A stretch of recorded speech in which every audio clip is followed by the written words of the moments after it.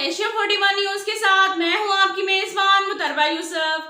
खबर शामिल करते हैं लोधरा से। हमारे ब्यूरो चीफ शाहिद नुनारी के मुताबिक वेल्डन मलक हुब्दार हुसैन SHO थाना सिटी लोधरा मलक हुब्दार हुसैन बेहतरीन तरीके से जराइम पेशा अफराद के खिलाफ कार्रवाइयां करने वाले मेहनती पुलिस ऑफिसर साबित हुए।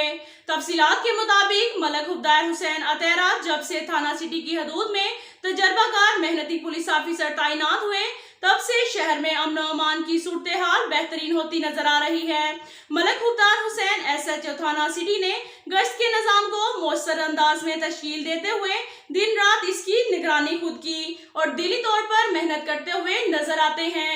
DPO लोधरा अब्दुल रऊफ बाबर SDPO हाकिम अली खान की क़यादत में बेहतरीन कारकर्दगी दिखाते हुए जराइम पेशा अफराद के खिलाफ दबंग कार्रवाइयां करने में पेश हैं। अब तक के लिए इतना ही काफी है। मिलते हैं अगले बुलेटिन में, हमारे साथ रहिएगा। अल्लाह हाफिज।